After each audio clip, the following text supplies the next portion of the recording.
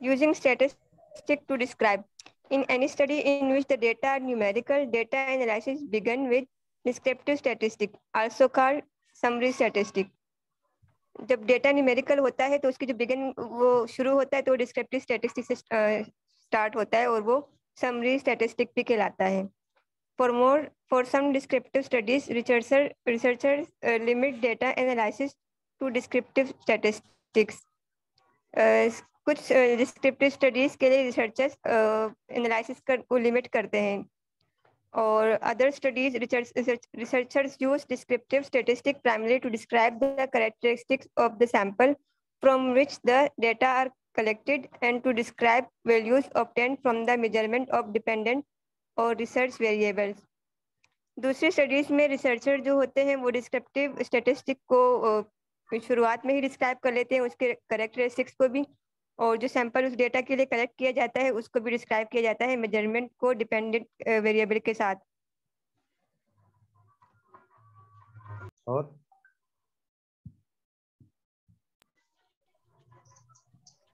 Sir next.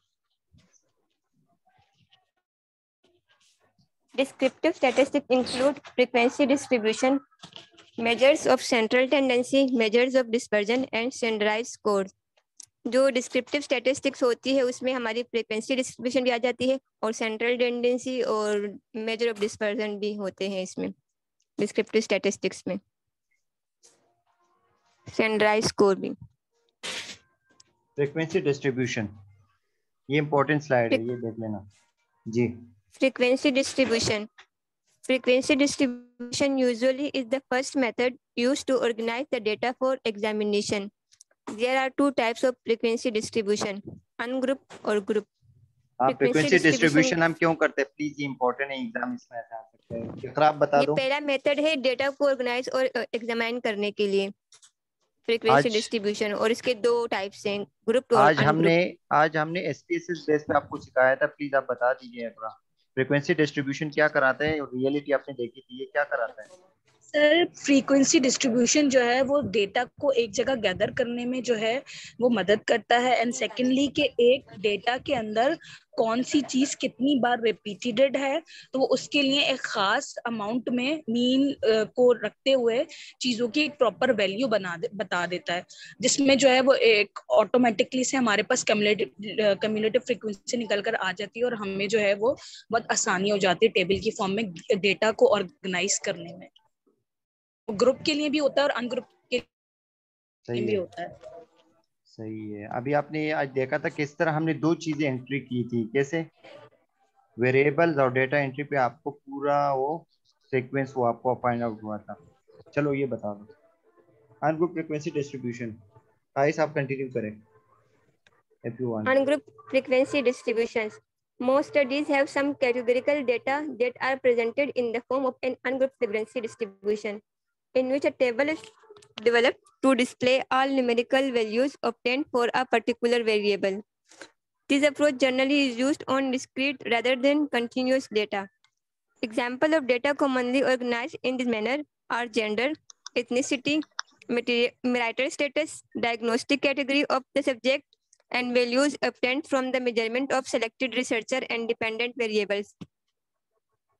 क्या मतलब है बताओ, ये कौन बताएगा?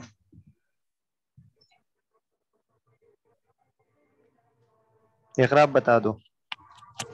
सर मोस्ट स्टडीज मतलब बहुत सारी स्टडीज में कैटेगोरिकल डेटा को प्रेजेंट किया जाता है और वो अनग्रुप फ्रीक्वेंसी डिस्ट्रीब्यूशन होता है जिसमें तमाम न्यूमेरिकल वैल्यूज को डिस्प्ले किया जाता है. और ये जो अप्रोच है कैटेगोरिकल डेटा कौन सा होता है, क्वालिटेटिव होता है या क्वांटिटेटिव? Sir qualitative. ये अनग्रुप फ्रीक्वेंसी डिस्ट्रीब्यूशन हम एसपीएसएस में जब gender, ethnicity, marital status, diagnostic category ये वगैरह जब हम लिखते हैं तो हमेशा हमारा क्या होता है, वहां पर हमारे पास एसपीएसएस में कैटेगोरिकल डेटा का ऑप्शन होता है, इस पे हम क्लिक कर देते हैं. सही है, तो इसका ये मतलब है. देख लो आप लोगों ने ये देखा था आज हमने एसपीएसएस बेस पे दो वैल्यू डाल के ये पूरा लिस्ट इस तरह आपके लिए वो निकाल देता है खुद ब खुद, आपको कुछ करने की जरूरत नहीं होती. ग्रुप फ्रीक्वेंसी डिस्ट्रीब्यूशन बताओ. Group frequency distribution are used when continuous variables are being examined. Sir इसमें ये जो कंटिन्यूस वेरिएबल है, ये वो जो 2.5 इस तरह 1.5 जिसके साथ दूसरी वैल्यू वो कंटिन्यूस वेरिएबल्स होता है, और जो डिस्क्रीट वेरिएबल्स होता है वो जिस अलग सिंगल नंबर हो। तो इसमें कह रहे हैं कि ग्रुप फ्रीक्वेंसी में हमेशा कंटिन्यूस वेरिएबल को एग्जामिन किया जाता है, और many measure taken during data collection including body temperature, vital lung capacity, weight, age, scale scores and time are measured using a continuous scale।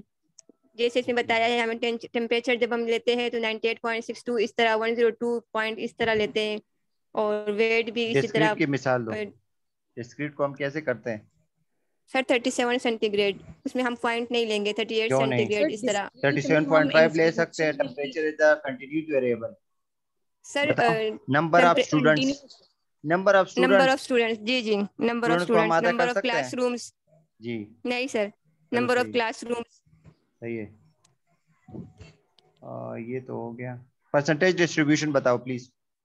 A percentage distribution indicates the percentage of subjects in a sample whose score fall into a specific group and the number of scores in that group।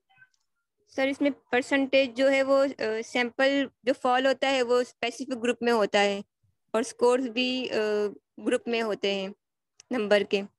Number off score जो है वो भी group में वो important नहीं indicate है करते इसलिए हैं। मैं कुछ नहीं कह रहा हूँ, चलो बताओ। Percentage distribution are particularly useful for comparing the present data with findings from other studies that have different sample sizes। Cumulative distribution is a type of percentage distribution in which the percentages or frequencies of score are summed as one moves from the top of the table to the bottom। सही है sir इसमें फिर ये cumulative distribution का बताया गया है, cumulative और cumulative बस इसमें distribution इसके वो टाइप। एग्जाम में भी नहीं आएगा। ये वाली कौन सी डायग्राम है, ये गोल वाली, इसको क्या कहते हैं? सर पाई चार्ट है वो, और ये दूसरा? ये बार ग्राफ वो है। पायरामाइड है। सही है। ये मेजर ऑफ सेंट्रल टेंडेंसी, आप बता दो इकरा भी है। Measure of central tendency frequently are referred to as the midpoint in the data or as an average of the data। Sir हमारे पास सेंट्रल टेंडेंसी में तीन चीजें आ जाती हैं, मीन, मीडियन एंड मोड। तो ये जो सर ये कहता है कि जो मेजर है सेंट्रल टेंडेंसी का, वो फ्रीक्वेंटली रेफर करता है आपके मिड पॉइंट को, कि आपका डेटा जो है वो मिड पॉइंट से कितना दूर है, उसकी एवरेज वैल्यू कहाँ है। So the measure of central tendency are the most concise statement of the nature of the data in a study. तो जो सेंट्रल टेंडेंसी होती है वो किसी भी डेटा को एक कंसाइज वे में नेचुरली तौर पर रिप्रेजेंट कर देता है कि ये जो आपका डेटा है ये मिड पॉइंट से इतना दूर है या इतनी इसमें वेरिएशंस हैं। The three measures of central tendency that are commonly used in statistical analysis are the mood, median and mean, जो हम पहले बात कर चुके हैं। ये SPSS में कैसे करोगे? How to find out the mean, median and mode? आप SPSS बेस पे प्रोग्राम पे आप कैसे करोगे, आप बता दो ना इनको। आज आपको तो करा दिया था। सबसे पहले तो हम जो है वो अपने वेरिएबल्स को डालेंगे, वेरिएबल्स के बाद जो है उसके डेटा को फीड कर कर उसको एनालाइज करेंगे ना, और एनालाइज में जाकर जी एनालाइज में जाकर जो है वो फिर हम डिस्क्रिप्टिव स्टैटिस्टिक्स में जाएंगे। डिस्क्रिप्टिव स्टैटिस्टिक्स के साथ ही हमारे पास फ्रीक्वेंसीज होंगी, तो हम फ्रीक्वेंसीज के साथ जाकर ही उसको एक डेटा को, दोनों वेरिएबल्स को एक साइड में लाकर उसमें से स्टैटिस्टिक्स में से हमें मीन, मीडियन और मोड को सिलेक्ट करना होगा। उसके बाद वो आपका ग्राफ जो है वो सामने आ जाएगा। प्रीवियस वाली टेबल था, इस तरह से टेबल निकल आ जाता है। सही है। मोड बताओ, mode is mode.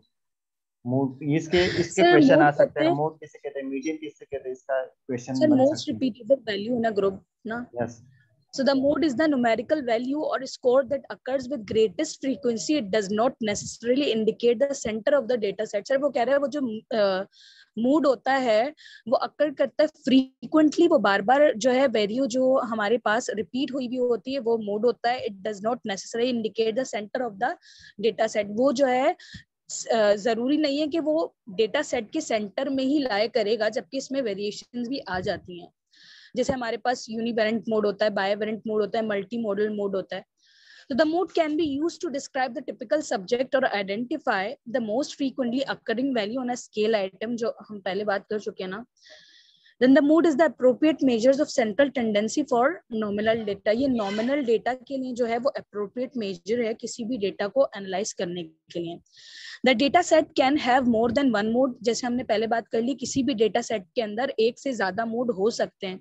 If two mode exists, the data set is referred to as bimodal distribution.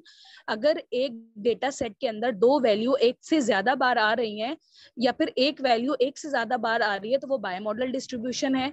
As illustrated in figure, जो इसमें हम पहले देख चुके हैं, a data set with more than two modes is used to be multimodal. और अगर वो एक वैल्यू दो से ज्यादा बार आ रही है हमारे पास तो वो फिर वो मल्टीमोडल का डेटा सेट कहलाता है. सर आगे बढ़े. Median. So the median is the midpoint or the score at the exact center of the ungrouped frequency distribution, the fifth percentile. जो मीडियन होता है वो मिड पॉइंट होता है किसी भी स्कोर का, जो एग्जैक्टली आपको सेंटर बता देता है कि जो अनग्रुप फ्रीक्वेंसी है वो किस तरह लाई कर रही है. द मीडियन इज, जब ओड होगा तो क्या क्या करोगे और इवन होगा मीडियन कैसे निकालते हो? सर अगर ओड होगा तो फिर उसके अंदर जो हमारे पास सेंट्रल बैलेंसिंग वैल्यू होगी, हम उन दो वैल्यू को प्लस कर देंगे और उसको फिर 2 पे डिवाइड कर देंगे तो फिर हमारे पास उसकी 9 का मीडियन क्या होगा? सॉरी सर, 9 का मीडियन क्या है? सर 5. सर यस सर 5 सही है. और 8 का क्या होगा? क्या फार्मूला यूज करेंगे? n+1 divide by 3.5. n+1 divide by 2. Yes sir. तो क्या होगा? 4.5 होगा.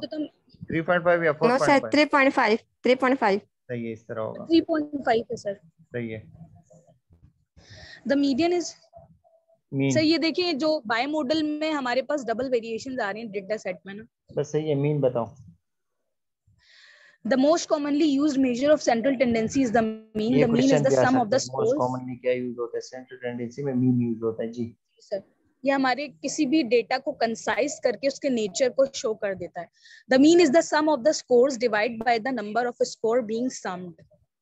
Then the mean is the appropriate measure of central tendency for interval and ratio level data. The mean for the data in table, sir वो उसमें बताया हुआ जितनी भी वैल्यू है उसको उसके नंबर में मेजर ऑफ डिस्पर्शन बताओ. डिस्पर्जन.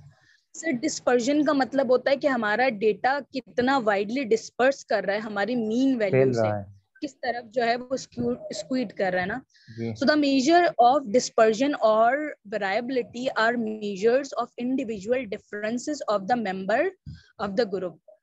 तो जो सर मेजर है डिस्पर्जन का वो variability are measured of individual differences, इसके अंदर सर वो इंडिविजुअल डिफरेंसेस का बता रहा है किसी भी सैंपल के मेंबर्स के बारे में. So they give some indication of how score in a sample are dispersed or spread around the mean. जो बात हमने पहले कर ली कि वो मीन वैल्यू से कितना स्प्रेड कर रहा है किसी भी इंडिविजुअल का डेटा ग्रुप में. So the measure of dispersion indicate how different the score are or the extent the individual score deviate from one another. के एक ने कितना स्कोर लिया है दूसरे ने कितना स्कोर लिया है, जो हमारे पास डेटा आएगा उसके मुताबिक वो कितना डिस्पर्स कर रहा है, ऊपर की तरफ जा रहा है नीचे की साइड पे आ रहा है, तो ये हमें जो है सर डिस्पर्जन से पता चल रहा है. So if the individual score are similar, measure of variability are small and the sample is relatively homogeneous or similar in term of those scores.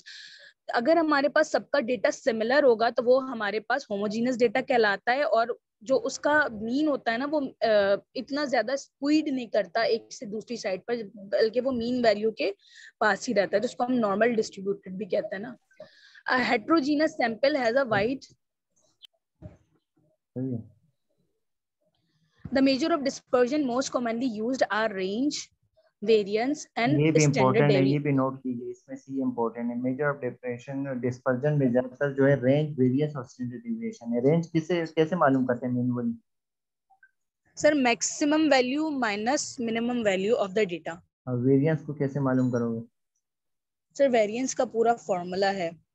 और स्टैंडर्ड डेविएशन का सर स्टैंडर्ड डेरिवेशन जो है वो अंडर रूट होता है variance का। जो हमारे पास वेरिएंस फाइंड आउट हो जाता है तो फिर उसके बाद हम स्टैंडर्ड डेविएशन के डेटा किस तरफ डेविएट। हम स्कैटर प्लॉट भी यूज करते हैं forward to illustrate the dispersion on in the data. Range Yes, किस sir. चलो रेंज बताओ।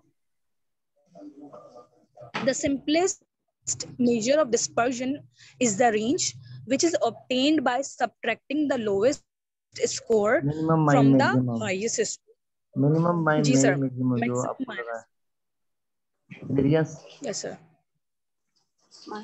So variance for a score in a study is calculated with the mathematical equations and indicates the spread or dispersion of the score. So वो ये indicate कर रहा है कि जो आपका dispersion scores है वो किस तरफ ज्यादा spread out हो रहे हैं. The variance can only be calculated on data at the interval or ratio level of measurement. Sir ये वाली line जरा इसको थोड़ा सा describe करना. इसको ज्यादा वो क्यों करो डिस्क्राइब। ये बोले हम इसको कैलकुलेट कर सकते हैं जब इंटरवल या रेशियो लेवल ऑफ मेजरमेंट हमें मालूम करना होता है तो हमें वेरिएंस ही यूज करते हैं। सही है। वैसे भी हम आपको एसपीएसएस के नेक्स्ट क्लास में ये वेरिएंस और ये आप लोगों को उसमें पढ़ा देंगे। ये ऑटोमेटिकली आ जाता है, इसमें कोई मैनुअल करने की जरूरत ही नहीं है। जैसे आप लोगों को मैंने आज मीन मीडियन और मोड जैसे बता दिया, आप लोगों को कोई फार्मूला लगाने की जरूरत पड़ी? नो सर, नहीं पड़ी बस डेटा पुट किया। हाँ, तो बस ये जस्ट ये बता देना आप लोगों का मैक्सिमम ये एग्जाम में ऐसे नहीं आएगा, फार्मूला सर हमें भी सिखा दें फिर ये। आवाज नहीं आ रही भाई। स्टैंडर्ड डिविएशन सर हाँ जी, हमें भी सिखा दें कंप्यूटर पे जैसे आप सिखा रहे हैं। तो मैं वहाँ का टीचर नहीं हूँ ना। स्टैंडर्ड डिविएशन हॉरिजॉन वालों से पूछो ना, ये हॉरिजॉन वालों से ये सवाल कर लो, वो सिखा दे आप लोग। सर एसपीएस सिखा दें। ये तो बोल रहा हूँ ना, इट्स नॉट मैं वहाँ का नहीं हूँ ना। आप अपने टीचर्स को बता दो।